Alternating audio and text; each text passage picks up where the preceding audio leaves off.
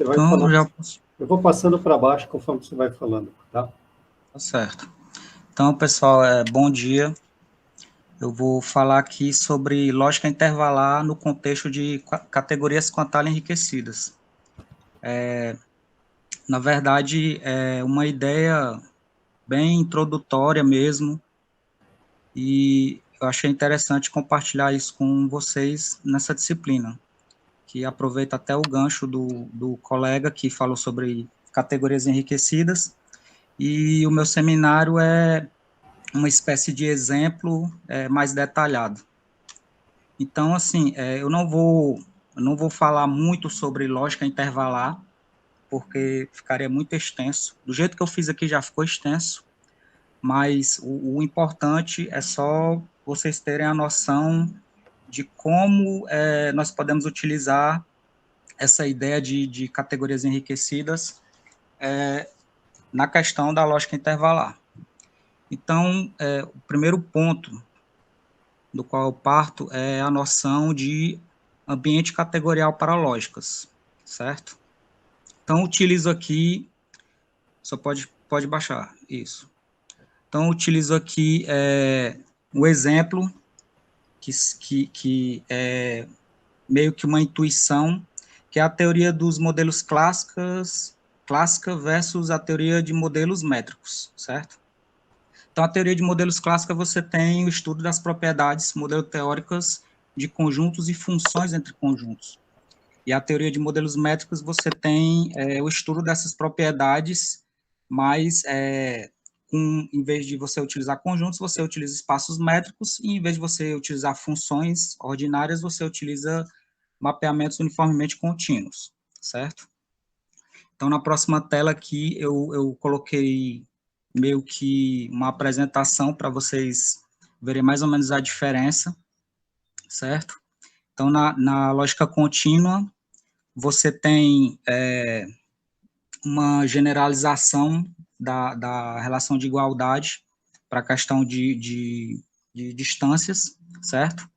E o principal é a substituição da valoração. Na lógica clássica, você tem a valoração do conjunto, certo? Com os elementos 0 e 1, que eles aí representam a questão do valor verdadeiro e falso.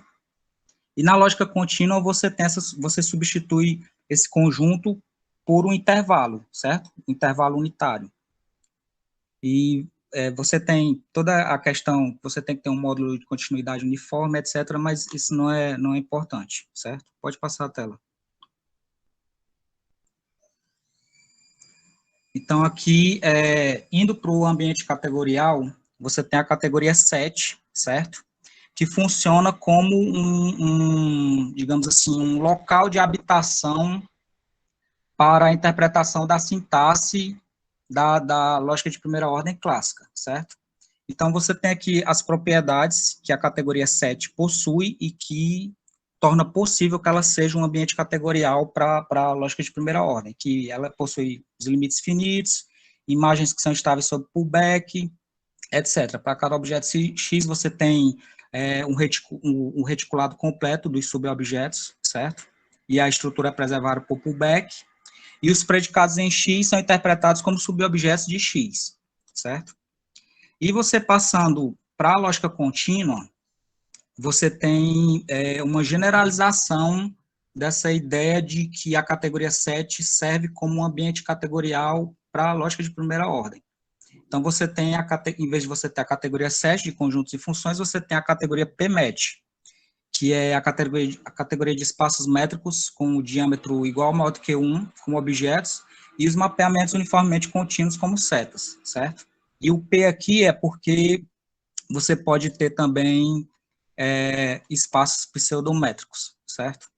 Então, aqui você já tem as propriedades que a categoria PMET possui, que torna possível que ela seja um ambiente categorial para a lógica contínua. Então, ela também tem limites finitos, as imagens aqui são regulares, são estáveis sob pullback.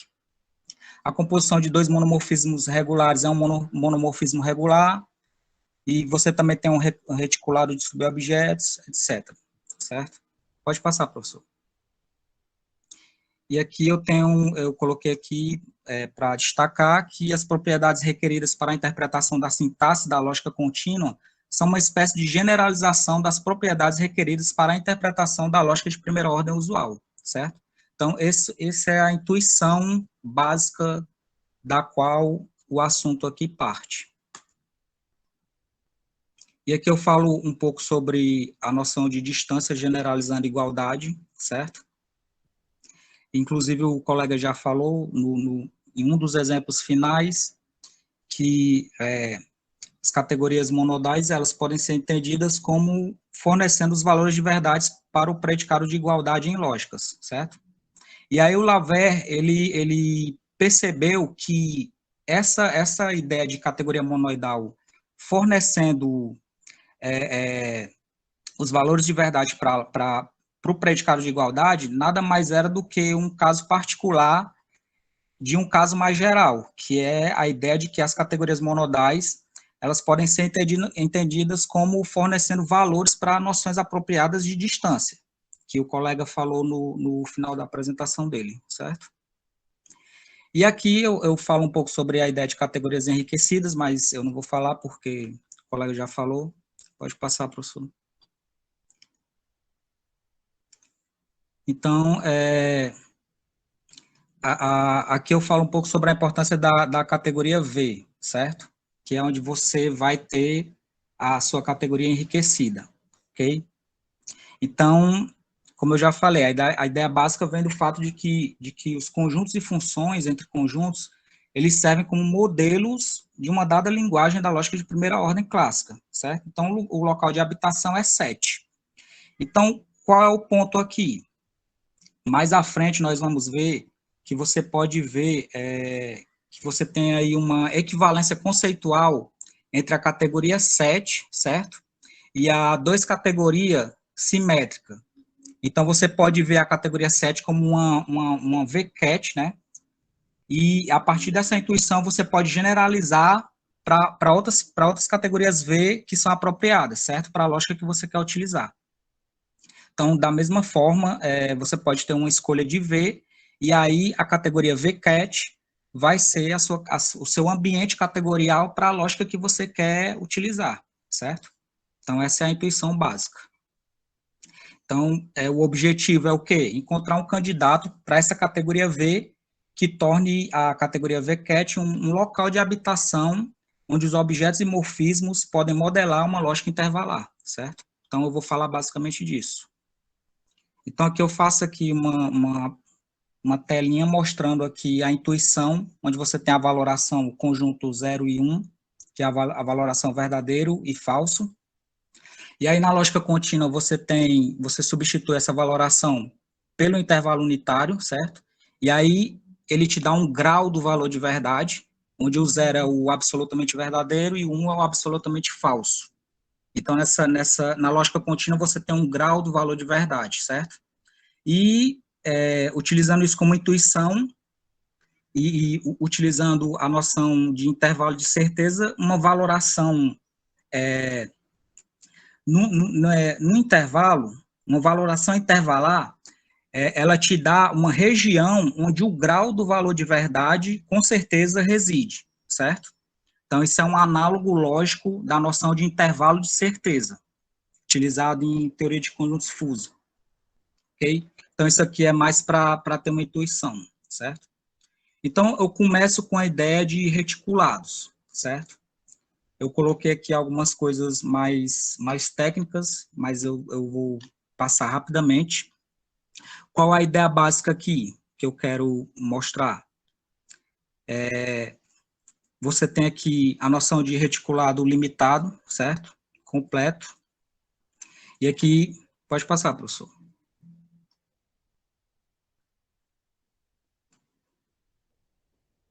Passa para a próxima página.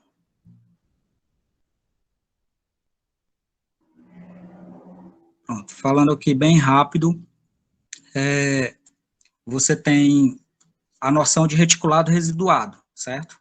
Que é a noção básica aqui.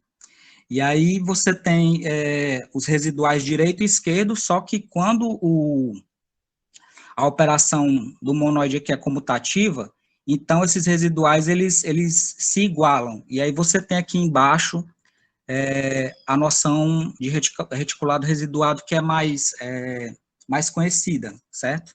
Onde você tem a operação aqui que você usa o símbolo de implicação, que é justamente quando a operação do monoide é comutativo, ok? Então, basicamente, reticulado residuado, onde a operação do monoide é comutativo, certo? Pode passar. E aqui você tem como um corolário que em qualquer reticulado residuado completo, certo? Ou seja, um reticulado onde ele é completo como um reticulado, certo? Ou seja, um reticulado residuado que ele é completo como um reticulado, você tem essas equações aqui, ok? Então, para que eu coloquei essas equações aqui? Na próxima página, a gente vai ver a noção de quantales, certo? Nessa definição de quantale, você tem a tripla, certo? Onde o primeiro par aqui com o conjunto e a ordem, ele tem que ser um reticulado completo, certo? E o segundo par com a operação, ele tem que ser um semigrupo e essa operação tem que ser distributiva sobre os jões arbitrários, ok? Como vocês podem ver aqui. Aí, qual é a questão aqui? É que um reticulado residuado, onde os residuais são definidos pelas equações daquele corolário anterior, ele é um quantale, certo? E, reciprocamente, qualquer reticulado completo residuado é um quantale. Ok? Então, basicamente, quantales e reticulados residuados completos são basicamente a mesma coisa, certo? Então, aqui eu passo para alguns exemplos de quantales. Pode passar, professor.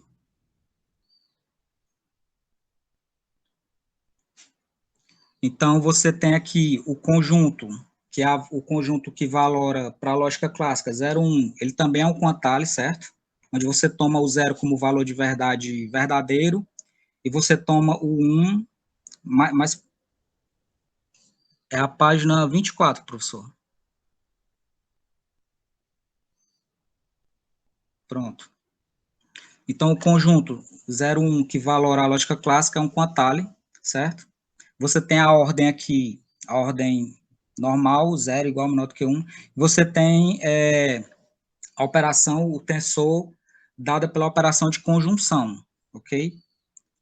E aí você tem o ROM, que é aquelas equações do reticulado residuado, ok? E um segundo exemplo, que também foi apresentado pelo colega, é da meia reta real estendida, ok? Só que aqui a ordem ela é invertida. Então, para denotar isso, você coloca aquele símbolozinho de dual, para denotar que a ordem é invertida, e o tensor é a adição usual, certo?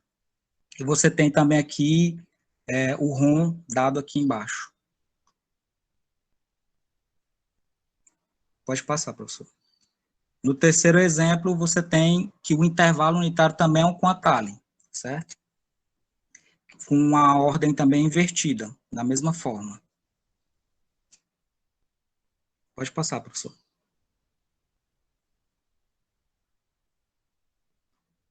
Página 26, E aqui, só para mostrar que nesse intervalo unitário você admite várias estruturas de quantale, ok? Isso aqui vai ser importante um pouco mais para frente. Mas você tem a estrutura dada pelo mínimo, pela multiplicação usual, etc. E na próxima página eu coloco os respectivos ROM para cada operação. E aqui você tem os 3 quantales, 3 estruturas de quantales diferentes sobre o mesmo intervalo.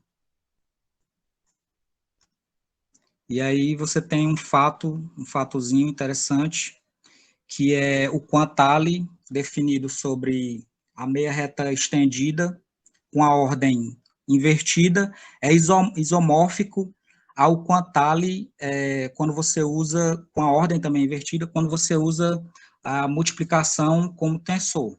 São isomórficos, certo? Isso também vai ser interessante mais para frente. E aqui eu falo sobre V categorias, não vou me estender, porque o colega já falou, certo? V funtores, a página 31. Aqui na página 32, eu quero só mostrar para vocês que é de interesse por quê?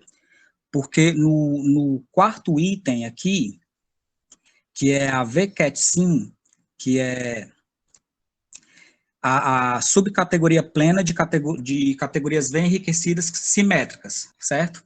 Essa categoria ela é importante porque quando o V aqui é o 2, então você vai ter uma equivalência conceitual entre essa categoria e a categoria 7, certo?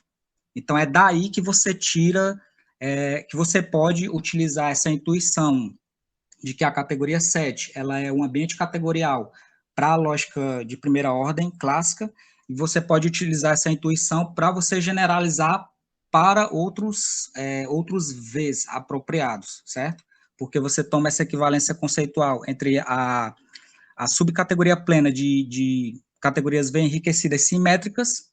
Quando o V é 2, você tem essa equivalência conceitual com 7, e aí você pode utilizar essa equivalência como uma intuição para você generalizar para outras categorias V, certo? Então, nos exemplos aqui, como eu falei, quando o V é igual a 2, você tem a categoria que ela é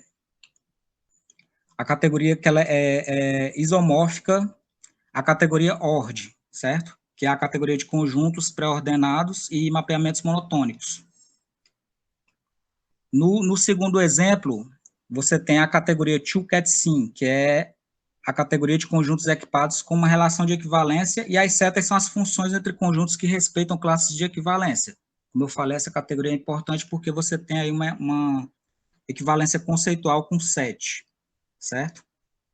E aqui no terceiro exemplo, nós vamos ver que aquele isomorfismo do quantale definido sobre a meia reta real estendida, que é isomórfico ao quantale definido sobre o intervalo unitário, com a operação dada pela soma, você vê que a V categoria, onde V é esse quantale definido sobre a reta real estendida, a meia reta real estendida, ela é isomórfica à categoria match, de espaços métricos generalizados e mapeamentos não expansivos.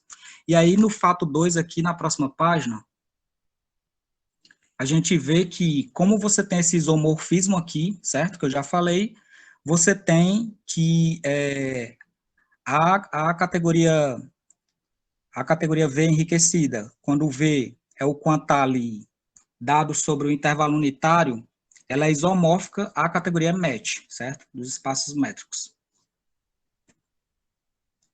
Ok.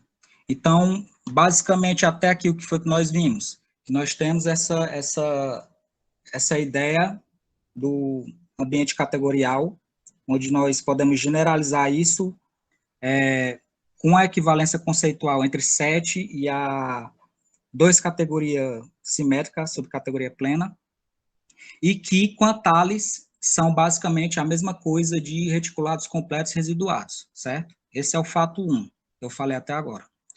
Nesse próximo aqui, eu vou falar sobre normas triangulares, certo? A ideia de normas triangulares também vem de lógica fuzzy, teoria de conjuntos fuzzy. Basicamente, você generaliza essa ideia de conectivo, certo?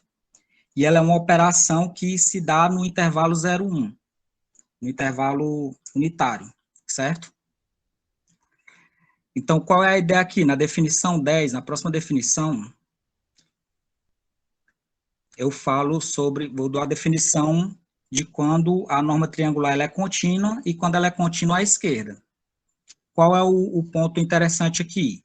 é que quando a norma triangular ela é contínua à esquerda, então, o intervalo no qual essa norma triangular é definido, ela é um quantile também, certo? Ele é um quantile também.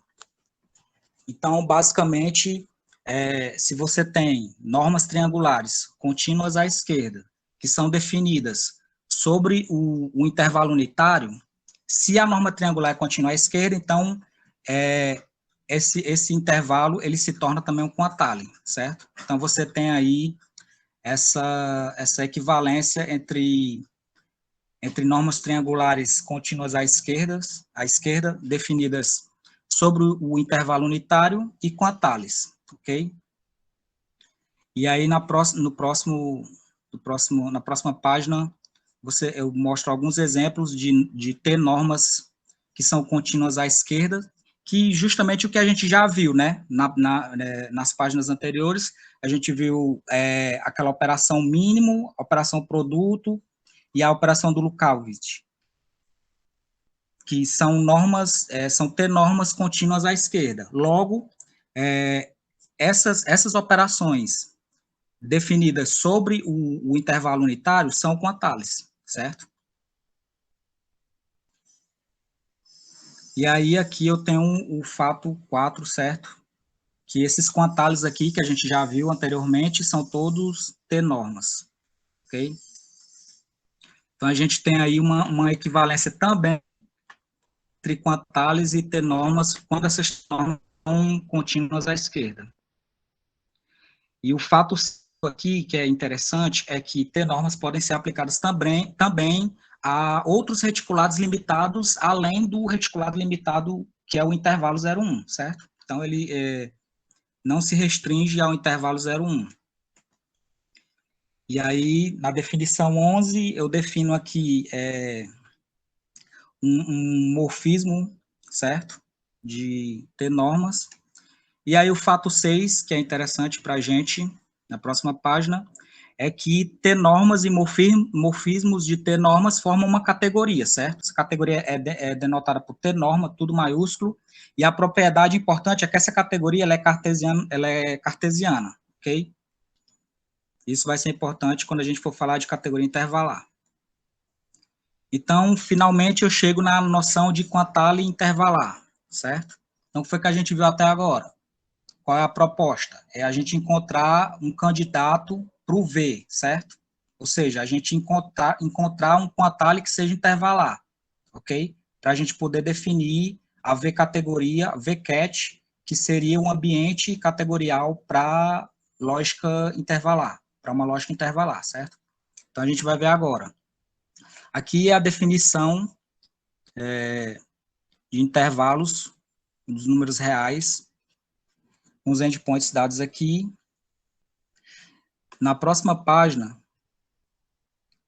na página 47, o fato interessante aqui é que isso generaliza a um construtor de intervalos, certo? Na página 47, a gente vê que se nós temos um POSIT, ok? Você pode construir um POSIT intervalar, certo? Então, na verdade, a definição utilizada no conjunto dos números reais generaliza para qualquer POSIT, certo? Conjunto parcialmente ordenado, ok? Então, generaliza para qualquer POSIT. Então, você tem aqui que se você tem um POSIT, certo? Onde a ideia de intervalo faz sentido, lógico, você pode ter o POSIT intervalar, certo? E aí, o interessante aqui, que são fatos já conhecidos, inclusive o pessoal ali da Universidade Federal do Rio Grande do Norte trabalha muito com isso, no contexto de lógica fuzzy, certo? Você tem a aplicação desse construtor de intervalos. Primeiro, se você aplicar esse construtor de intervalos a um reticulado, você vai ver que o resultado dessa aplicação também é um reticulado, certo? Então, se você tem um reticulado e você aplica o construtor de intervalos, você tem um reticulado intervalar, certo?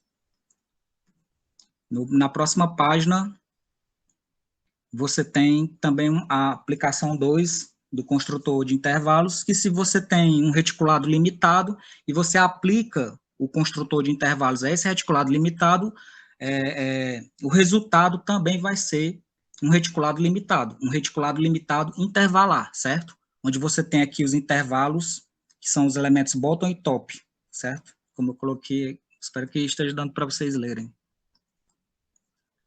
E a terceira aplicação, se você tem aqui um monoide comutativo em um poset, você também, se você aplicar o construtor de intervalos a esse monoide comutativo em um poset, você também vai ter um monoide comutativo no poset intervalar, certo? Então, se você tem um monoide comutativo em um poset L, e você aplica o construtor intervalar a esse monoide comutativo, você tem um monoide comutativo em um poset intervalar, ok? E aí, a aplicação 4, que é o que interessa para a gente, é que se você tem um reticulado residuado e você aplica o construtor de intervalos a esse reticulado residuado, como resultado, você vai ter um reticulado residuado intervalar, certo? E a aplicação desse construtor de intervalos, a operação vai formar um par adjunto com a equação residual aqui, que é denotada pela implicação, pelaquela seta, certo? De implicação. Então, você basicamente tem um reticulado residuado intervalar, certo? Como a gente já viu que, basicamente, quantales são a mesma coisa de reticulados residuados, então, você tem um quantale intervalar, certo? Com a aplicação do construtor de intervalos. Basicamente, você tem isso. Então, você já sabe qual é o quantale que você vai utilizar, certo? Para você definir a V-categoria. E aqui, o ponto final, certo? É que eu vou falar um pouco sobre categorias intervalares, que também foi bastante explorado pelo pessoal da Universidade Federal do Rio Grande do Norte, pessoal da computação, certo? Então, você tem a categoria POSIT, que você possui como objetos os posits, os conjuntos parcialmente ordenados, e você tem como setas as funções monotônicas, certo? E essa categoria ela é cartesiana fechada, ela é cartesiana. E o ponto interessante é que você tem esses fatos aqui, certo? Você tem um funtor covariante da categoria POSIT para a categoria POSIT, certo? Você tem um funtor produto. Se você tem um funtor produto de uma categoria qualquer para outra categoria qualquer, dado aqui, onde você tem os objetos, né? Você tem o objeto A, e aí você tem a aplicação desse funtor, você tem A cartesiano A, e sobre as setas, se você tem uma seta de A para B, a aplicação desse funtor vai dar o produto cartesiano dessa seta, certo? Então,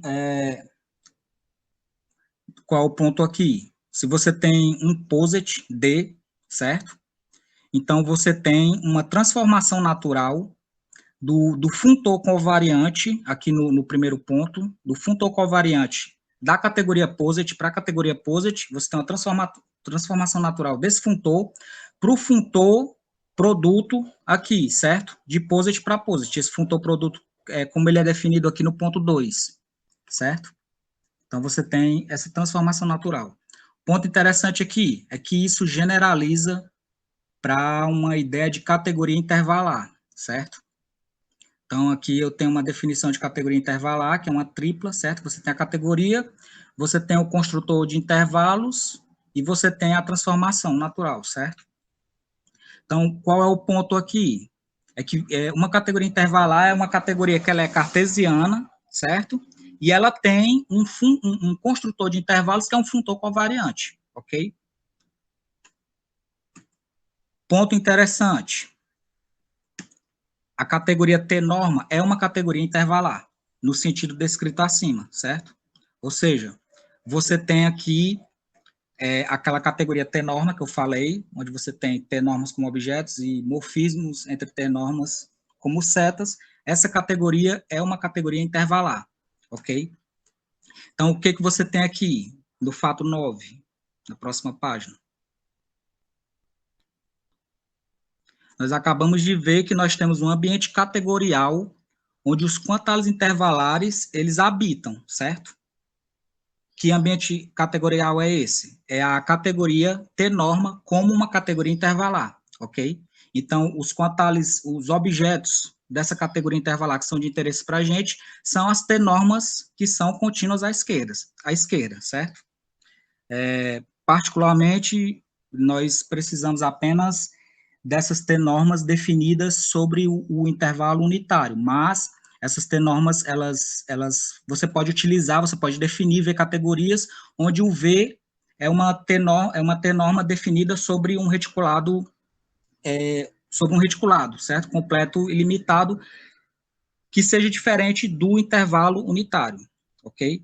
Então, primeiro ponto, nós temos esse ambiente categorial, que é a categoria T-norma vista como uma categoria intervalar, certo? E aí, a partir disso, nós podemos, então, pensar na nossa categoria VCAT. O que seria a nossa categoria VCAT? O nosso V aí, que nós estamos procurando, seria justamente um objeto dessa categoria T-norma, ok? Onde o T é uma T-norma contínua à esquerda, sobre algum reticulado limitado, particularmente de interesse para a gente. Eu estou na página 57, professor. Particularmente de interesse seria o reticulado aí, seria o intervalo unitário, certo? Mas, como eu disse, você pode estender isso para outros tipos de reticulados limitados. Então, você tem aqui o nosso candidato, para a gente ter o nosso ambiente categorial para a lógica intervalar, ok? E o passo seguinte, obviamente, que é a próxima página, é definir essa V-categoria, certo? E investigar suas propriedades.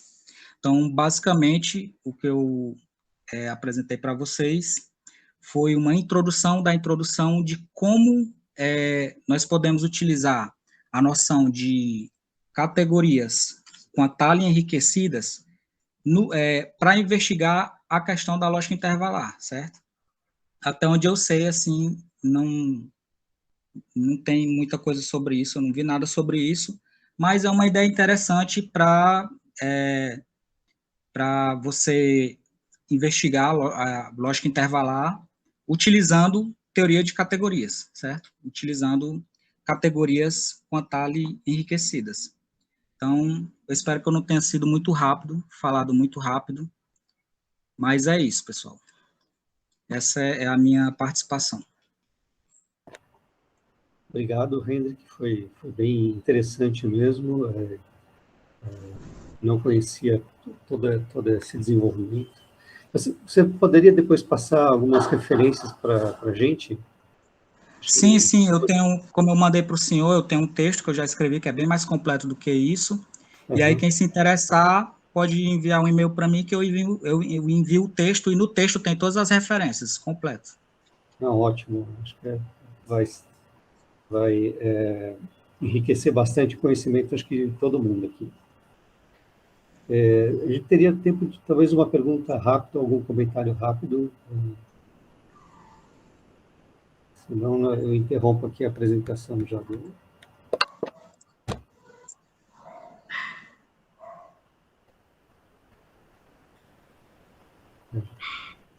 Então, vou agradecer de novo ao Hendrik pelo trabalho em andamento, inclusive, né, o que está acontecendo agora, né, também. E vou fazer, então, um rápido aqui intervalo para a gente já colocar a apresentação